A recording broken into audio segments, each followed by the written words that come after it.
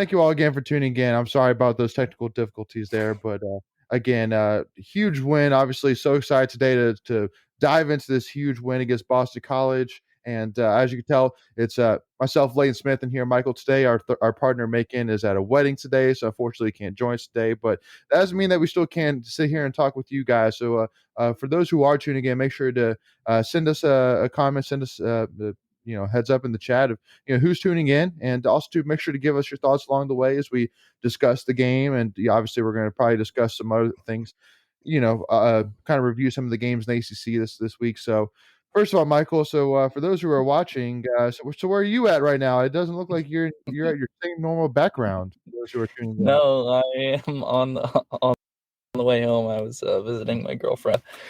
Cool. So it's a long drive, so I had to make a pit stop. I hear you. So give us your initial thoughts on the Boston College game. I know we got a lot to kind of dig in on, but what are your initial thoughts on the game? I obviously am very happy and very optimistic. And in our group text before the game, I was saying I think it'll be a close game. BC's been, they've played Clemson close. They beat Missouri. Even with the backup QB, they've been pretty good. So I was saying I think it's going to be close, but if we and won by a couple scores, that would make me really confident for the rest of the season. And we just that. I mean, it took till the second half really to get, but adjustments, especially on defense, and put them out. And special teams touchdown, that's always a bonus. Offense looked pretty good, pretty solid. Nothing spectacular, but I mean, they did enough to get the job done. Yeah. Yeah, no, and again, I think that, and I know that I said this yesterday in my video on my initial thoughts about the game, but the biggest, I would definitely say, and I guess we'll kind of dive into this a little bit more, but, for me, that was Dorn's most impressive win to date in his tenure, mostly because, again, of a couple of things. First of all, I know going into this game that there was obviously a lot of talk about Boston College versus NC State, how it was, kind of a toss-up game, a pick-em game. Obviously both teams were showing a lot of promise. Both teams were definitely in the hunt for the Atlantic title, and also too, we're playing on the road, we're playing in prime time. And I know during our interview with Fourth and Dude that he had said that the environment for that game was going to be top notch, and I think it definitely was all that and then some for sure. I think they had like 43,000 people there. The student section was definitely electric from what I could see on the TV. And so it was definitely a tough environment for sure. And so to come out early and give them a punch in the mouth quickly and get that awesome, highlight catch from Devin Carter was a great way to kind of set the tone for the game. I know obviously it didn't stay that way for the most of the first half in terms of, offensively. We did, we started off great in the first drive, but then didn't really do much from then on out. So, but again, just to at least just start off, obviously showing that we were ready for that game and we were ready to jump into that game early was a great sign. Because I know that that's kind of one of those things you're always kind of worried about, especially in a road game, is kind of that you're kind of getting some of shaking it out a little bit, kind of loosening up, all right, let's get into this game. But no, they hit them right from the word go. So, but one of the biggest things which I wanted to kind of discuss though that was really impressive to me was Devin Leary. I think for the most part, I think yesterday really proved that he's not necessarily I would definitely not say he's the greatest talented, like he's the most talented quarterback in the country or something like that. But I will say, I think he is one of the most consistent quarterbacks in the country. Yep. Every single week for the last 4 weeks, he's consistently produced, not necessarily at like 500 yards or 6 touchdowns level or something like that. But every single week, he's going to take care of the ball. He's going to, be efficient with the football, and he's going to give his players an opportunity to catch the ball, which is huge. So that was my initial kind of thought for sure. Yeah, he like you said, nothing spectacular, but he's been he's been a perfect game manager. I think it was in the last 4 games he's thrown for 250 yards each and 3 touchdowns each with or 250 yards each, 12 touchdowns over those 4. Wasn't exactly 3 each, but and then no Mhm. picks. So I mean, yeah, he's been making smart plays, taking care of the football, Yep. and it's definitely nice to see. Yeah. Well, because I don't know if you got if anybody hasn't seen the stat either, but Leary since the Furman game has thrown 12 touchdowns and no interceptions. And Yeah, so, I mean, if that doesn't, again, just show, because again, this isn't against no Joe Schmo, teams either. I mean, Louisiana Tech, Clemson, and Boston College are three of the, upper tier. I wouldn't say like, some of the best in the country, but I would say upper tier defenses, and yeah, so I was super impressed, and because again, obviously it was very clear that the run game was just not working yesterday. I think yeah, between Zonovan and Ricky, they ran the ball 20 times and had like 78, 79 yards or something like that. yeah. So It wasn't much. so not much, but again, the fact that we were still able to find a way to win and get it done, but also too, another thing I would say as well is how I, I think this is the first time that I can think of where we played a game that was a toss up, give or take, on the road, and we were dominant. I mean, we Yeah, dominated Boston College. I mean, like literally by like maybe 5 minutes left in the third quarter, you could just tell that the whole stadium, the team, Boston College, the whole team was just defeated. Like they were just like they didn't know what to do. They were like, "Oh my yeah. gosh!" I mean, like what is going on here? It. And yeah, go ahead.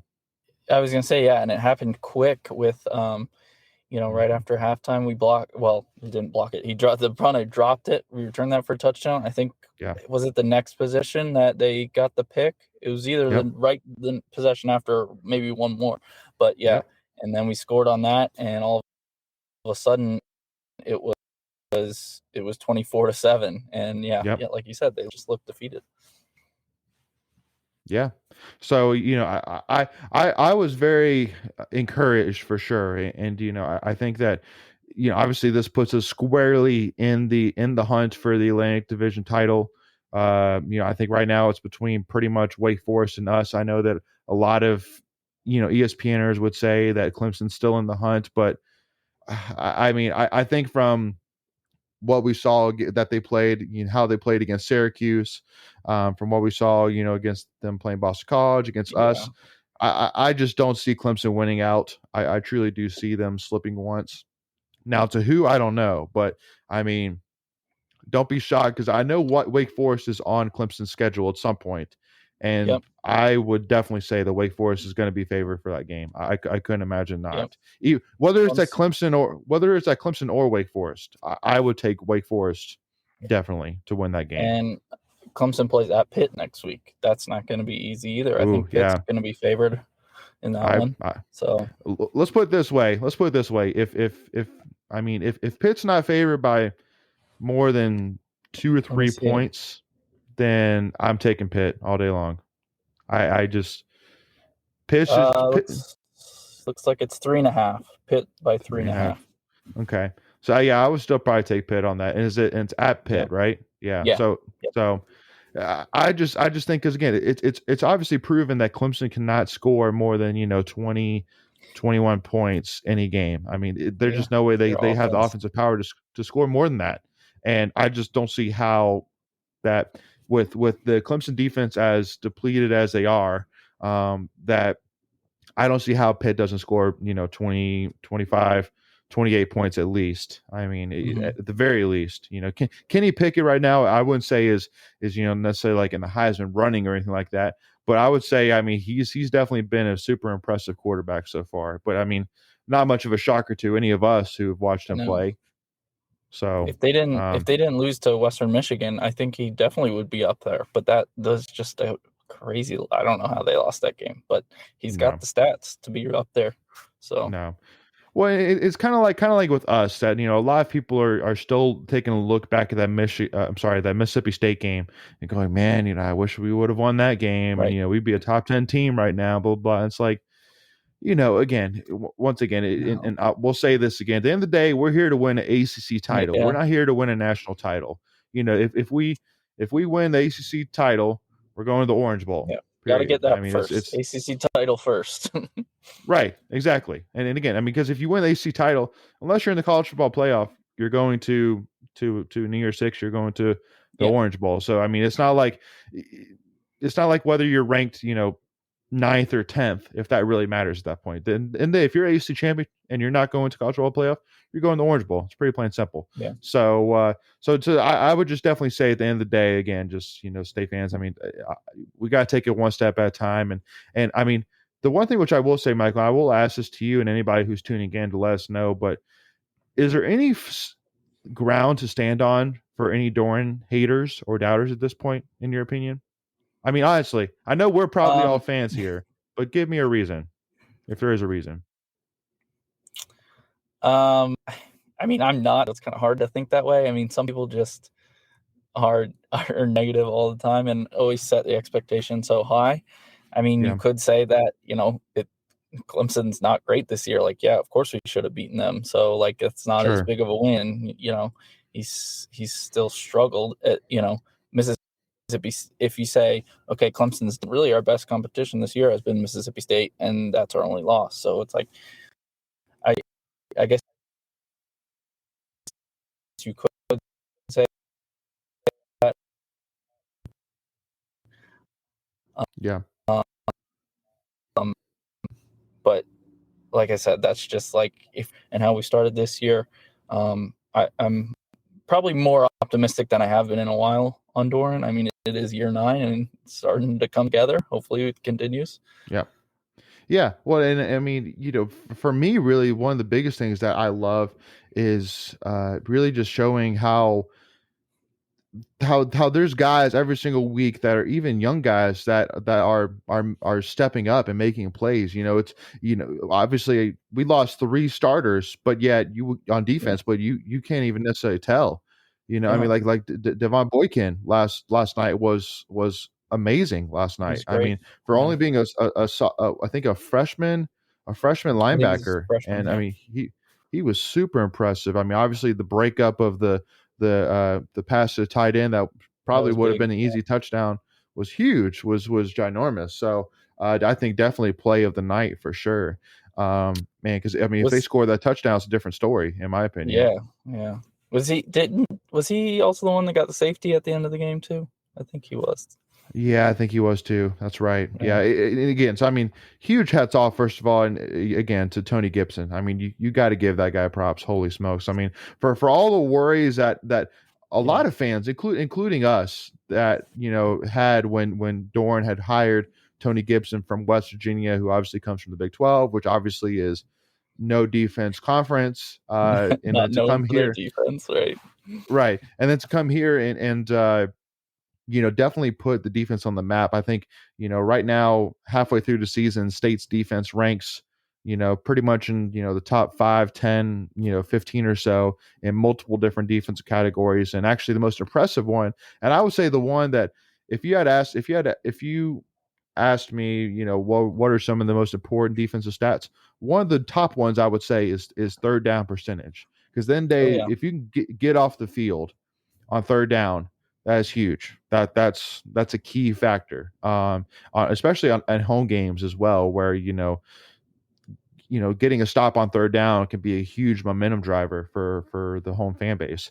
And so to rank first in the country, number one in the country, not the ACC, number one in the country in third down percentage on defense is spectacular. And again, without three defensive starters, 3 of them.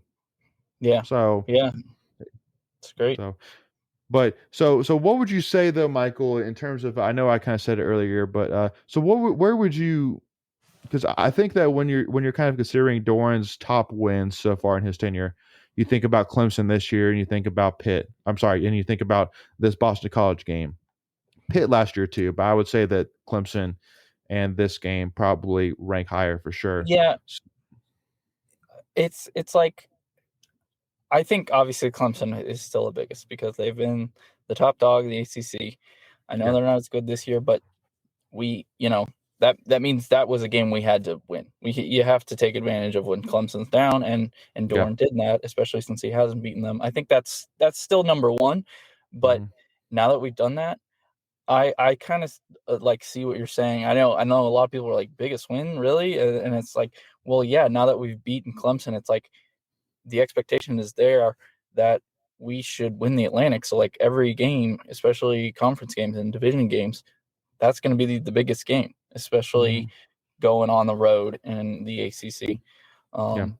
But I still have to go with Clemson as number one. But yeah, I mean, this game was a big one, especially in the way we dominated it too in the second half. Yeah. Well, and because again, and another thing I would add to as well is, I mean, it's obvious this year that, yeah, again, I mean, I think a huge kind of, wayer as well. One thing which I would say is that this game we played on the road, Clemson we played at home. So basically, Yeah, what I'm saying is that, I mean, if we had played Clemson in Death Valley, I don't think I wouldn't necessarily say it's going to be the same ending. Not necessarily saying I think we would lose, but what I am saying is, I mean, home field advantage can be a big difference maker, especially huge. that Yeah. game where I Hmm. mean, the crowd was insane for us. Right. I think that definitely played into our favor for sure. So, and especially too because at the time you still had Clemson still had a couple of their big time players, and that they obviously lost, throughout that game. So, but I don't know. I just feel like that Boston College winning on the road against a solid team, and against a team that a lot of ACC teams were, having their eye on, as contenders for the ACC, and Right. even with North Carolina. Grossel instead of Phil Dracovic. So, again, I Yeah, mean I mean, that, but it's a toss up. I uh, get it. yeah, yeah. I mean, and especially, I would just want to say, I mean, yeah, their backup. I mean, he could be an ACC starter. Like, I mean, Oh that yeah. just pretty much shows how good Jerkovic is. Oh Um, yeah. 'Cause, I mean, he had a couple interceptions, but um, Hmm. the first one receiver probably should have caught it, and then the second one was kind of late in the game when they were forced to throw everything. So, Yeah. but yeah, Yep. But and I think that I had mentioned this on our interview with the fourth and dude. But I think that you kind of saw it yesterday. That, I mean, there's no doubt that Boston College was sloppy, and and if for those who had tuned in to check out the interview, one of the things I had said is that there's definitely a uh, a maturity tester to it. And the fact that Boston College lost the way they did, where they should have won against Clemson, just like yeah, we should have won against Clemson in 2016, but yet, a small, basically just brain fart, lost the game for Boston College. And then you have to turn around and, strap up your boots once again and face a tough NC State team at home, and be ready for it. And I think that you kind of saw that yesterday. I know that I think they counted that Boston College had 18 drops, and they had 17 wow, first downs. So meaning they had more drops than they had first downs. And obviously they had two turnovers. One was the fumble, the punt fumble, and then the interception to Isaiah Moore. hmm And so again, and then like missing the 32-yard field goal towards the end of the first yeah, half, which would have given them a 10-7 edge. It was just a story of missed opportunities. I know, for those who do not follow Fourth and Do, the Boston College podcast that we interviewed with, definitely go check them out. But I mean, he was just, I mean, just absolutely just letting Boston College have it, just because, again, I mean, it just didn't seem like that Boston College was ready for it. Which, again, we've been there. it's I mean, that right. was Well, it would have said a ton, not a lot. It would have said a ton for Boston College and for Jeff Hafley if they could have swept the Clemson game to the side and been strong against us yesterday, in my yep, opinion. If they could bounce back from that, so I would say it was kind of less shocking, for me personally, that they came out a little bit flat. Again, we were there, just like you yeah. said, Michael. We were there, we were I just mean, there. yeah. I mean that Clemson. Clemson hangover is a real thing. It is. It is 100% a real thing. Um, so kind of diving in, a little bit here coming up with this game against Miami. So, first of all, are we sure that the defense for UNC and the defense for Miami showed up to Chapel Hill yesterday? Did we double I don't check know that? about that. And that was I mean, I assume you saw that after the game, the ACC network tweeted UNC defense in all capitals, and literally underneath it had the scoreboard where Miami scored 42 points. Like, I get it. They're saying that because they knocked the pass down on the last play, and technically the defense won that game. But true, it was true. just funny. It was a funny image that they tweeted out with 42 points Right, and they're playing defense. right, right. Well, and again, I think really, you know, first of all, I mean, for Miami's backup, I think third Yeah. string actually quarterback Tyler Van Dyke to jump in and play well. At Carolina, was impressive. I mean, he didn't play Mm-hmm. overall well. He threw 3 interceptions. But again, and a lot of it too, and actually kind of taking a look back at a lot of it really was again UNC just I think is because I know that Sam Howell threw a pick six at one point. So it was really just a lot of Carolina shooting themselves in the foot, honestly, that kept Miami in it. But you know, again, so I would say really that the biggest thing again for Miami, and I know that we had kind of said this during the preseason where we were kind of talking about the upcoming schedule when it came to Miami, is at the end of the day, if our offense can go into Miami and play a strong game and score 28, 30, 35 points and give our defense a little bit of wiggle room. Now Mm-hmm. this was obviously with the expectation that Derek King was going to play, which now we Yeah. know he's not going to play. He's out for the year. So And really that for just that me, Miami would be good in general, which they right. haven't been. Well, because and I'll tell you, it is baffling to me how we are sitting here, and there is no doubt that Manny Diaz is on a hot seat for sure. Yeah. There's no doubt about it because not Mm-hmm. only because not only just because of how they've done this year, but it just seems like that they're kind of lost right now. It just seems that they don't really know where their program is heading right now. Because I mean, Derek King's going to move on, and then who do you have behind him? I mean, you're probably going to have to bring in a new transfer quarterback. I mean, because I'm Mm-hmm. sure they're probably not very overall thrilled with Tyler Van Dyke, and just again for an offense who returned every single starter from last season returned for this season, and for the it just seems like everything's just in Yeah. shambles right now with the Miami It program. was tough that with um the injury to De'Aaron King last. I mean, it was technically in January, wasn't it? Their bowl game, I think. So it was like Still, technically still this year, yep. and I don't think he was ever 100% healthy, Hmm. recovering from that, and then obviously his shoulder now, Hmm. and also having to come out first game and play Alabama and just get smacked. Hmm. And yeah, from that they just really haven't put it together, No, um, like a lot of no, people thought they would this year. no. Well, and especially too because I mean, right now they're relying on a third string quarterback and then a freshman running back in Jalen Knighton to Right. basically run their offense, and that's just not setting up for strength, because again, at the end of the day, Miami, in my opinion, has one of the most. I would say they have a lot of ego. They have an ego about themselves within the program overall. That's what it Yeah, seems like. Which I mean, hey, I get it because I mean, there's it's the no. U. Right, it's the U, and I mean the names that have gone through the Mm-hmm. U, like Ed Yeah, Reed, Ray Lewis, Michael Irvin, you name it. I mean, there's been names that have gone through the U, and to be where they are right now with a program that should be competing at least for an ACC title, but if not more. But it's a baffling thing, and this is one thing which I definitely think that to kind of ask this of the Miami fans, but I'm just shocked that actually that they don't that the football program doesn't have more support than they do. I mean, looking at their home games, I mean they can barely fill half of the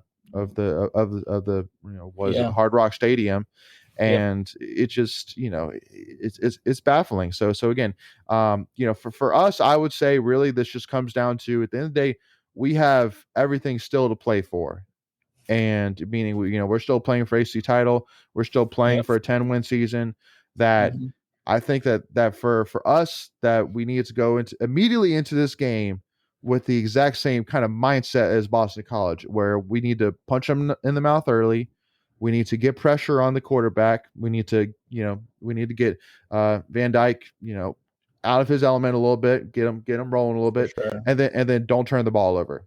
Those would be Yep. my three keys: to hit on mouth early, get pressure on the quarterback, and don't turn over the ball. Don't give them Yeah. opportunities. So Yeah. that's my It's initial thoughts. definitely, yeah. I mean, defense, our defense has been spectacular all season, and they're gonna definitely need to do that again. Mm-hmm. Um, Especially like you said, with a young, inexperienced quarterback, get him rattled. Yeah. Um, I think the offense, I don't expect us to put up 45 points, but like we've been doing, just steady, consistently moving the ball and getting in the end zone. Yeah. And if our defense plays the way it has the whole season, I think we should take care of it. Yeah. Yeah. But again, if there's one thing which I have learned, and early so far, is I would say that Vegas knows everything, and so for Vegas still to have, I think, what are they two Well, and two 2-4 Miami, and 0-2 in the ACC against 5-1 NC State, and 2 or 3-0 in the ACC, and NC State only be favored by 2 points. It seems fishy to me. That's weird. That doesn't yeah, make it was sense. weird. Opening lines are always weird because I think each sports book tries to get theirs out first, like the Sunday after. So the Yeah. one I saw on Twitter said Miami was the 3-point favorite, but looking at it, all the other sports book have us as a 3.5-point favorite. So, Yeah. and that also means maybe they got a lot of early money on NC State, and the line moved that much, or maybe Yeah. that was just an error. But still, I that's what I was kind of expecting. I was still expecting us to be a slight favorite there. It may be that maybe they're expecting, NC State to kind of, because I mean, yeah, I mean, I would say this is kind of a trap game of a sort, just being that obviously we've played, three tough games in a row against Boston College, Louisiana Tech, and now Boston College. And so they're kind of waiting for kind of that letdown game, and Yeah, I just don't see it from us for this game. Now, you know, I let's put it this way. I think that first of all, the one thing which I will say is, now getting through Boston College, the idea excites me. And again, I know, at the end of the day, we got to take this one game at a time. But I think that all of us kind of look at Boston College as one of the big kind of humps that we need to get over this season. And now that we've gotten over that hump, there are a couple of humps before we play Wake Forest. We have to get through Miami, we have to get through Louisville, we have to get through Florida State. But then looking at mhm, that Wake Forest game, I mean, more than likely, unless something happens, Wake Forest is probably going to be at that point, what, probably 7-1, 8-0, something like that. yeah, And I mean, that's setting up for a huge matchup. I mean, college, I I, I know. I I couldn't imagine College Game Day not picking that, just because. Again, I mean, I feel like the media almost owes us it, which I know at the end of the day that they're never going to, like, necessarily make us right or whatever. But like when their beloved Clemson and UNC fell out Hmm. of graces and found out to not be a good team, there everybody, all the media was absolutely tearing the ACC apart, saying, oh, the ACC's not good this year. Like, like, what's going on with the ACC this year? Yeah, And y- you know, like but it's just again, I mean, we Clemson that's not good this year. It's like there's still some good teams. Like, well, Pitt, Wake Forest, and us, I would say, are the yeah, three predominantly top teams, and rightfully so. I mean, we're ranked. We're all three of us are ranked in top 25. I think yeah, Wake Pitt Forest is got in this year. 16th, we're 18th, and then Pitt's 22. So, Hmm. uh, so again, but I mean, that I for me, I think that really, that's gonna be such a big game. It's gonna be unreal. I can't wait to I look. Can't know. wait for that game. But Yeah. Like you said, I think Wake Forest will be 8-0. I don't think they've got Army coming up this weekend at Army, which that could be tough. Like triple option. I know Dave Clawson, he's a great coach, and he'll have his team ready. Especially, I think they didn't play yesterday, right? They had a bye week, so Correct. he's had 2 weeks to prepare for a triple option. So they'll be fine. But like if you're not used to playing triple option, that can be tricky. Mm-hmm. So that's not a guaranteed W. I think No. they play Duke, so that they'll probably win that. And then I'm not sure, they have one other team that should be a Virginia, maybe. I don't know. No, they already played Virginia, Right now. but they have one other game before us that they'll probably be 8-0, and hopefully we'll be 7-1, and that'll be a huge matchup. So they play Army, then they play Duke and Carolina, and then they play us. Oh, right, Carolina. So 8-0, yeah.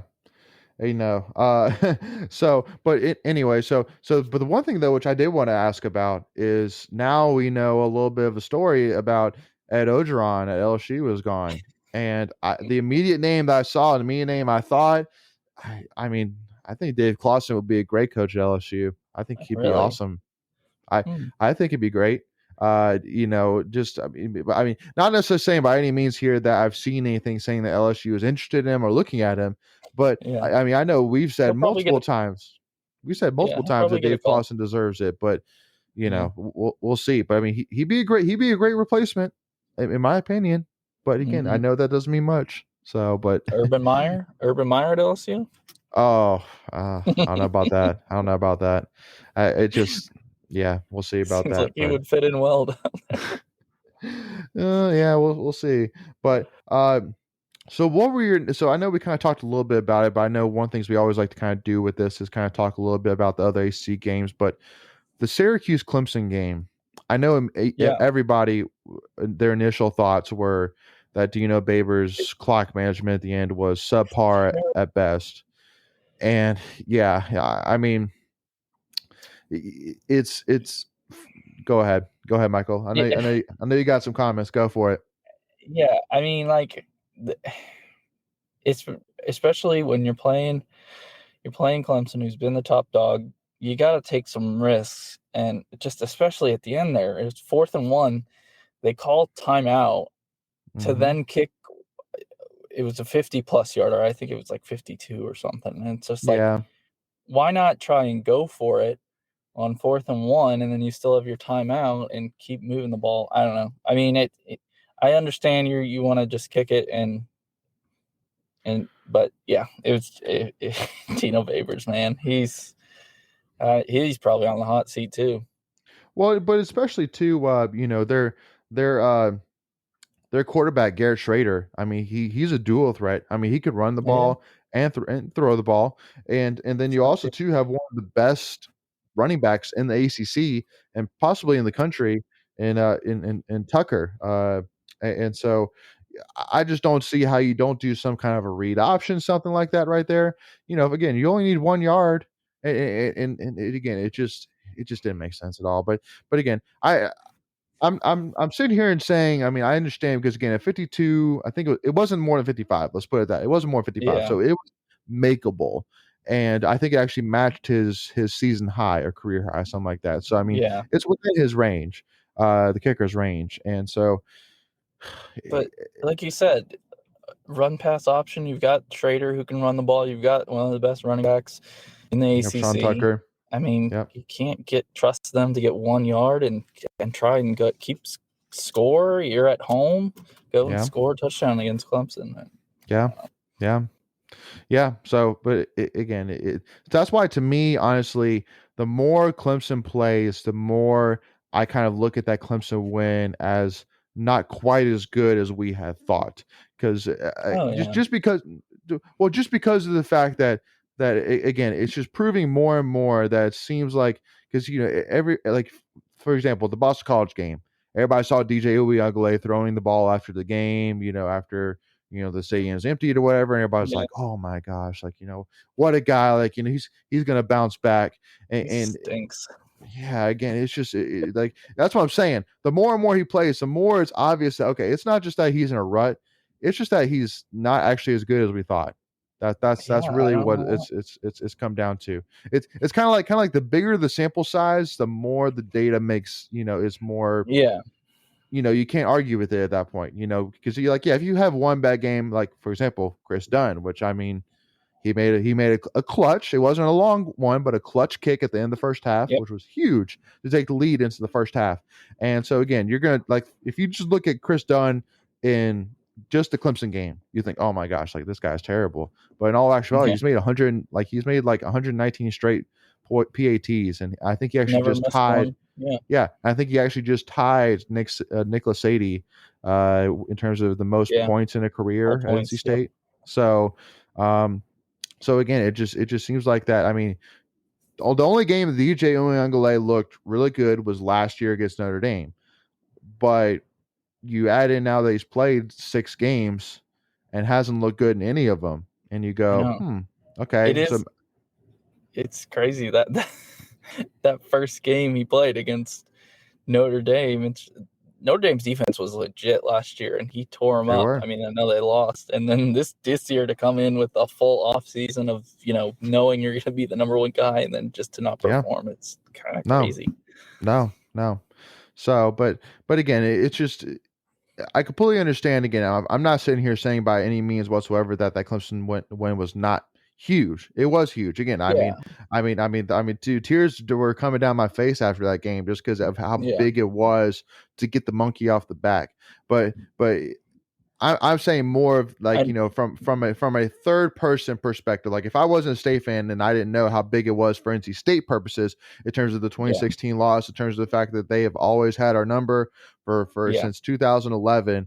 But if I look at simply as that game alone, it's obvious to me that again just Clemson's odd this year. It's not a I it's not really a don't. top it's not a top 10 win. I mean, even though they were ranked number 9, it's not really a top 10 No, win. no, Lights it's keep not. going. Exactly. So, but again, kind of, diving in as well into some of the other games What here. before Go, we move on, one thing I wanted to mention that we go, didn't mention was go for it. Emeka Emezi, all-time school record. Yes.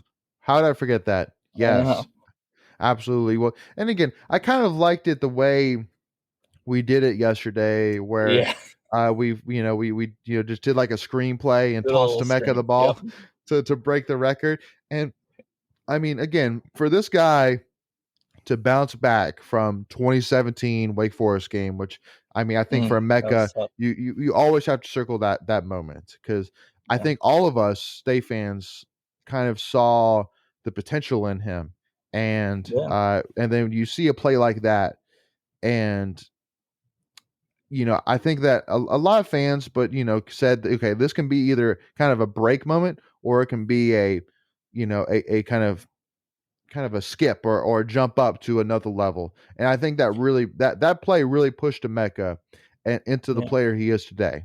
I Yeah, really do and believe that. because if I remember right, I mean that was 4 years ago now, but like he Yeah. had a big game that game, and like he had made some great catches, Yep. but then at the end when he reached out across the goal line and lost it. That Yeah.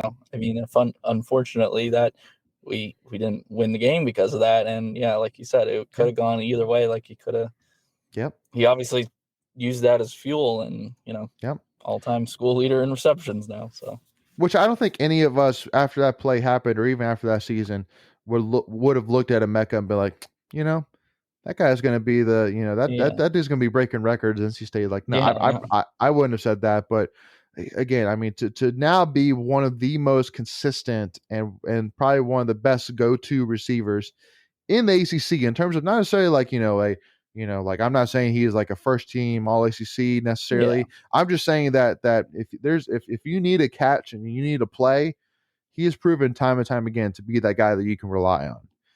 yep, The catches, or especially over the last 2 years, look at Pitt, look at Clemson, uh, and I mean the catches he has made when we've needed them have been amazing. So I mean, huge hats off to Mecca, and to see kind of how he's really built himself into a star ACC wide receiver for us is nothing short of exemplary. So huge hats off and congrats to you, Mecca, for Yeah, sure, and the family on that amazing accomplishment to pass a guy that we all love and hold dear to our hearts in Jalen Samuels. right. The Swiss Army knife himself. So huge congrats on that. Yeah. Uh, so anyway, so now kind of jumping back in here, I wanted to kind of review a little bit more. So let's put this. So let me ask you this. So do you think Cutcliffe? What are your thoughts on Cutcliffe right now in terms of like? I I mean, it's just weird because it's like he I, he's not like, I mean, Duke's not gonna be ever gonna be great. yeah, He's, I don't think with him, I don't think they'll ever be as like 0-12 like they were in the early 2000s and right, mid 2010s before he got there. yep, Um, I mean, so I don't know. I think he pretty much will have a job at Duke as long as he wants it, because yeah, I think he'll have them decent. yeah, I don't know. It's weird because it's Duke football, and it's just like right. it's not even a priority there. So I think he's the best that they are gonna get, and that they're probably happy with, and he seems happy there. So I don't know. But again, I mean, to get absolutely, I mean, just whacked. I mean, like whatever word that you want to throw, ad lib in there in terms of what happened to them yesterday, 100% applies. No matter how bad that you look at. I mean, 48-0, turned the ball over 4 times through 2 interceptions and fumbled the ball twice. Yeah, It just doesn't make sense. Again, I mean, to give up 528 yards of total offense to Virginia, um, it was embarrassing. Virginia's got a pretty good offense. So Brennan Armstrong, he's definitely a great Sure, QB. sure. Yeah, but Um, again, but so I think it really all comes down to those 4 turnovers. I mean, yeah, that's tough. that's the only thing that kind of stands out to me in terms of why, you know, maybe where all this came from. But because I mean, Duke had 325 yards of offense, which isn't terrible. That's okay. Yeah, But again, 4 turnovers is just that's a tough one. That's a tough pill to swallow. And now on the season, you have a butt whooping from Virginia, and then you have a loss to a UNC Charlotte team. That's what I'm saying. yeah, UNC Charlotte to me, I feel like is going to be one of those losses that it's going to be, it's always going to be kind of that ding on Cutcliffe's record. I mean, yeah, there's like that's such a bad loss. That's such a tough loss to lose to UNC Charlotte. As a Power Five team, that's a yeah, tough one. yeah. So, That is that is tough. mhm. Um, I mean, they did. They did turn around and then beat up on Northwestern, which is a Big Ten school. I mean, I know they're not Mhm. very good, but No, Northwestern, they were in the Big Ten championship last year, right? Didn't they yeah, play Ohio State last year? Yeah, they and then were in it. they Yeah. killed them. So it's like, I don't know. Yeah, I don't know what to I think. I can't really explain it. So, but so I guess we'll just kind of leave it as Duke stinks, and don't be surprised if they fire Cutcliffe, or don't be surprised if they sign him to a 5-year extension. Like Exactly. Yeah, I it's wouldn't be surprised either way. it's who knows right now with Duke. But again, they're just all they're looking at is Coach K's last year right now, and that's all they care about. It's just Yeah, like it's kind of like UNC right now. UNC they didn't show up yesterday to the Miami game, but everybody's saying, well, that's because they're ready for basketball. They're ready for basketball. speaking of So Coach K, did you see him say that 4 tickets to their last regular season game against UNC went for $1 million? million million That's dollars. crazy. But by the way, too, I mean, was he did it in part of a giveaway for the Jimmy V Foundation. So huge Oh, I thanks to didn't know him. that part. Yeah, Oh, yeah, he raised okay. money for he offered 4 tickets for donations for the Jimmy V Foundation. Oh, okay. So That makes a little more sense. I thought they were just like going on StubHub for $1 million. no, no, no, no, Okay, no. So I mean, but that's definitely, awesome. Yeah, yeah. I mean, huge hats off to him again. Coach K is one of those guys that again, I mean, yeah, I mean, yeah, I don't like him. Why? Because he's Duke, like, we're at NC State, we can't like Duke or Carolina, yeah, but there's no doubt. I mean, I respect him, as for all that he's done for as a part of Jimmy V, supporting this foundation, even being a part of Duke, and again, I mean, because he's never somebody that you see that does anything wrong necessarily per se. Now I know a lot of people might say, well, nobody's ever going to show that he's going to do something wrong. Which I mean, I get it because he's Coach K, he's Duke basketball, I get it. But again, I mean, You got other people I do that for him. right, I have no issues with him. The only issues I really have with him is just because of the colors he wears. That's really the only issue I have with him. So, but again, I Yeah, mean, there's no fan that as much as you don't like him, you can't not say he's one of the greatest college basketball coaches of all yeah, time. You can't not say that. So yeah, that's all it comes down to. But one of the last games I want to talk about though, when it came to the ACC, is the Pitt Virginia Tech game. And I really want to talk less necessarily about Pitt because I mean we all know Pitt is a great team. They looked good. They looked great. Kenny Pickett had a solid day. It was a great game. But Justin Fuente right now, I mean, man, you're talking about a roller coaster. To go from such a high of beating, a top 10 team in UNC at home yeah. to start off your season, and then you barely beat Richmond. I mean, Yeah. and again, I think they beat them like what, like 20, I think it was like 14, 21, 7, something like It was that. closer than it should have It been. was way closer than it should have. It was Yeah. way less scoring than it should have been. And then Hmm. now you lose to Pitt by 21 points, and you only score 7. Yeah. It's again, it's kind of one of those things that it's not necessarily like that Fuente is doing terrible. It's just a matter of that from the expectations that we all know Virginia Tech has for its football program, he's not even close to what their expectations are. Right. Right. I Right. think Right. that's more of the I way to describe it. Yeah. No, I agree. Like, yeah, if he was doing that at, like a Georgia Tech or something and going six They're and fine. six, 7-5, that'd be They're fine. okay. But yeah, Yeah. I yeah. I don't unless they turn it around somehow, I think they'll lose to Virginia, which especially that rivalry, I think he'll be fired at the end of the season. I mean, I would say if I mean, don't be surprised if the opening spread for the Virginia Tech game is any less than 10 points. I mean, I think it's going to Yeah. be Virginia Tech. Virginia's going to be pretty heavily favored for that Yeah. game. So, but also too, actually, you know, even talking too about the Louisville game as well. Last week I know that we kind of talked a little bit about that, but I mean, again, it just all kind of comes back to that again. I think the story that we've said is, what is going on in the ACC? Like for it's just It it's it just another kind of chapter in the it's huge book of what is the ACC? Like, who's good, who's bad? I still don't know. Like, I know, it's like it's kind of like almost the whole national picture. yeah, It's just been crazy, but I think yep, it makes it more interesting because, for the last 6 years, it's been, Clemson's the best team in the ACC. They're going to win, and it's just a yep, matter of who they're going to destroy from the Coastal Division in the ACC championship. yep, So I think it definitely makes it more interesting, even if it's a down year. It yep. makes it more interesting to follow. Now, one thing though, because I know we kind of have two topics here we want to discuss here before the end of this live stream here, but one thing which I did want to bring up when it comes to UNC is I just still do not understand. I do not understand for the life of me why Sam Howell is running the ball. He ran the ball 17 times yesterday. He ran the Really? ball 17 times yesterday.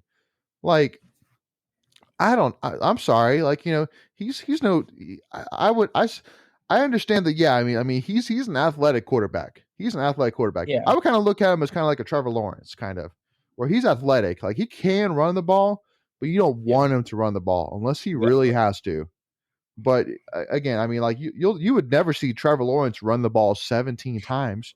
You would never see him run the ball 7 times. Why? Because I he's a gifted pocket passer. Keep him Yeah. there. Like, why are you Yeah. risking all these injuries? Like I if think Sam Howell goes down, you are done. You are Yeah, done. he's their whole offense. I mean, him and Josh Downs, like that's their best play. Throw it hell over Yeah, Josh Downs. But yeah, I think it also has to do with their offensive line is just not good this year either. So he's probably yeah, having to run more than he would like to too. yeah. But yeah, I mean, But I mean, again, if you were to tell me that Sam Howell ran the ball yesterday, pretty much exactly the amount of times that their starting running back ran the ball, Oh, that's just scary. Again, I mean, that's just Mhm. asking for it. I That's know, literally asking for it. but they still they still put up 45 points, so They still that did. they can score. Yes, they can. Yes, they can. But again, most of it was on the ground. I mean, again, I mean, they had 228 yards of rushing yesterday. So yeah, that was definitely shocking. But again, Josh Downs still had 11 catches. So Yeah, and to kind of again put that in perspective, Sam Howell threw 17 completions. Josh Downs had 11 11 of touch. them. So once again, it is proven to stop UNC. You gotta stop that connection. Yeah, That's really what it all seems like. Just stop Sam Howell, stop Josh Downs. That's it. Game yeah. over. So And one thing on that topic, one thing that I think we've we've been a little critical of Tim Beck's play calling at times, yeah. but he does spread out the ball well. Like it seems like Yes, he every did. game you've got 10 receivers with at least 2 or 3 catches each. So Yeah, yeah. Well, like yesterday, so Thayer Thomas, so here's all the guys that caught a pass yesterday: Thayer Thomas, Devin Carter, Tootle, Zonathan Knight, Ricky Person, Porter Rooks, Emeka Mezzi, Dylan Parham.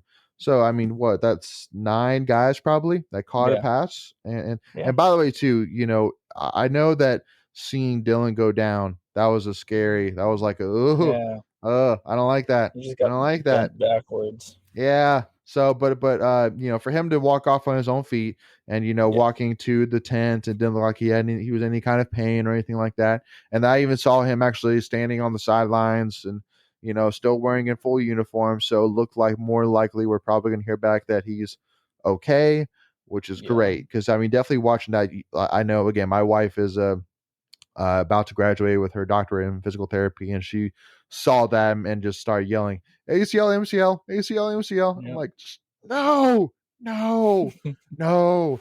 So, yeah, so hopefully it is the case that we fully avoided injury there, which would be, I think, a huge win for sure to have that extra tight end depth piece. So, yeah, um, but for one fun topic, and I think that we kind of have to bring this up, not necessarily for us as an NC State fan or for us as an ACC fan, but really just for the fact of I just couldn't believe what I was seeing yesterday, and that is the Tennessee Ole Miss game. I know we just got to talk yeah. about it a little bit here right at the end, just because it was such I couldn't believe what was going on. And it was more of not necessarily again, it was terrible just by itself, but the biggest thing that bugged me about it was Tennessee still had all 3 timeouts. They still could have won the game. Yeah, And I mean, and they were even there at the end. They still were close to winning that game. So what if that they won yeah, that game? Like holy smokes, y'all!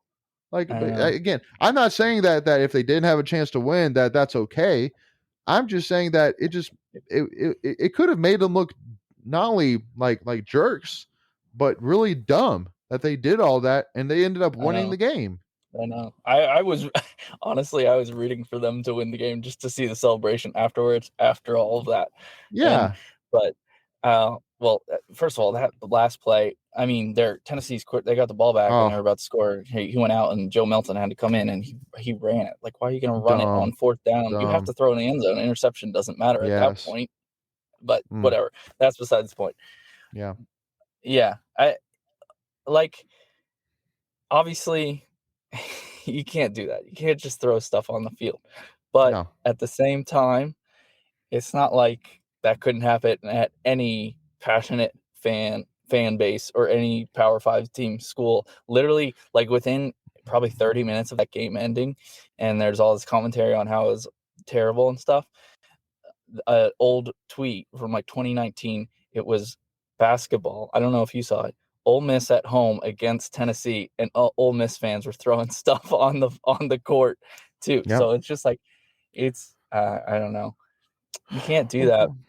They No. just I was listening to another college football podcast this morning on my drive, and he was just talking about I mean the refs it was basically in response to earlier in the game. um, Tennessee had a touchdown taken away. Like they called it was a fumble. Ole Miss fumbled it. Tennessee returned it for a touchdown, but they called him down. His forward progress was stopped when it was like clearly a bad call, and so Mhm. apparently that led up to it. And Yeah. apparently this same ref crew was the ones that last year, the Auburn Arkansas game, I don't know if you remember that. Auburn tried to spike the ball. It should have been a fumble. Arkansas should have got the ball back. They Right. reviewed it, gave the win to Auburn. And then Mhm. earlier this year, the Memphis Mississippi State game where the guy tried to down the punt, they didn't call him down. Memphis returned it for a touchdown. And it's Memphis, just been Mississippi like, State, yeah. yeah, Go yeah, ahead, yeah. keep going. Sorry, what Keep did I going. say? I don't know. Sorry, to But me yeah, at first I kind of read as NC State, but you said Mississippi uh, State. My fault. Go I ahead. may have, but yeah. But basically, he was saying that this crew of refs, because they all kind of travel together, has Yeah. been like especially bad. And like Yeah. if you're the SEC, you have to you have to hold your officials to a higher standard to that. And don't be surprised when you get a fans Yeah. reaction like that. Yeah. Well, the kind of the initial kind of example that comes to mind is in 2016, the Clemson game in no 2018, 2017. Check that. 2017 when we had Bradley Chubb, uh, Hmm. and it was at home, and that was when Kelly Bryant was a quarterback for Clemson, and there was a couple of tough calls, interesting calls that definitely didn't go our way. But again, if there's anything that we all can expect, is that unfortunately a top tier team, like top 10 team in the ACC, is always going to get the calls in their favor. It's just no explanation why, but just for some reason, it just always is a consistent theme. And towards the end of the game or after the game, when the refs went into try to go into the locker room, there was fans throwing stuff at the refs Yeah, as they were like going into the tunnel. And so, you know, my initial kind of thought is that, at least from what I know, most of the stuff that was thrown at the referees was like, popcorn, food, drink, stuff like that, which again is still not acceptable, by any means. Then we gotta represent NC State in a higher capacity than that. But for them to throw things such as a golf ball, that I mean yeah, was close. I mean, where like did that come from? what if they hit Lane Kiffin in the head? I mean, I'm just saying, at the end of the day, now you are screwing with the players, not only your own players, but like your own cheerleading. Like you saw the cheerleading squad, they had like Yeah, they were the going the, the out. posters over their head. Like Banging. what if you hurt somebody? Like it's just not I know. smart. It doesn't make Mhm. sense. So again, for me, I mean, if I'm again, I've never wanted to say the NCAA, I need you to do more. I need you to find more. But I'm saying I hope they crack down, Yeah, I mean, give Tennessee a yeah, little they'll get a fine. So fine. They're gonna get a fine from the SEC. They may already have it. I don't know. I haven't seen anything, but yeah, yeah, it. Yeah, it's but I just mean, embarrassing. that's yeah. It's But embarrassing. like it, yeah, like I said, it can happen. It probably has happened at a lot of, not on that level. That was crazy, but like Yeah. people, we've seen it in the NBA last year. Hmm. Fans, that was more fans throwing stuff at players, which is even worse. Yeah. Well, but and it's just like obviously that's I mean it can happen. It shouldn't happen, but Yeah. that's college football. That's college football. But Yeah, again, I just hope and pray that never happens.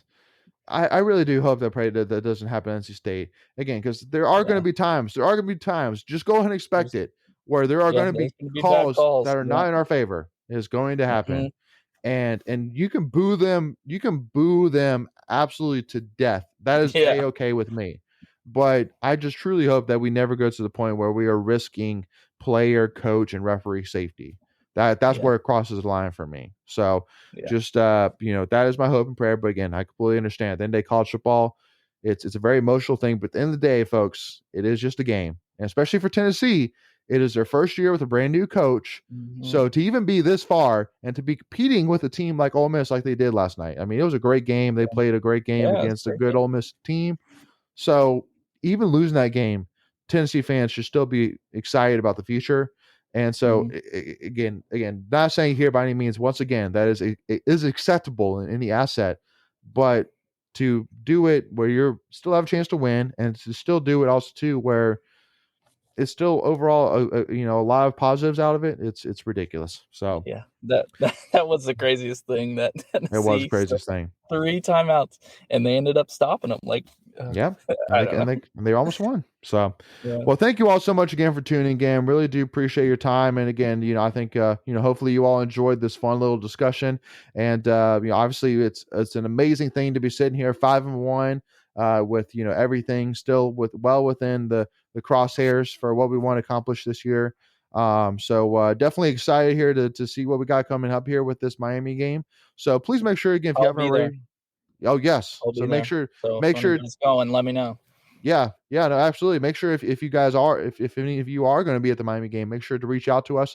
Our friend Michael here is going to be actually there at the game, so make sure to reach out to us if you're going to be there. And make sure too, if you haven't already followed us, make sure to follow us, and we'll make sure to be posting a lot of in person pictures and videos and statistics and thoughts, you name it. So make sure to give us a follow on at Tuffy Talk Now on Twitter or Instagram.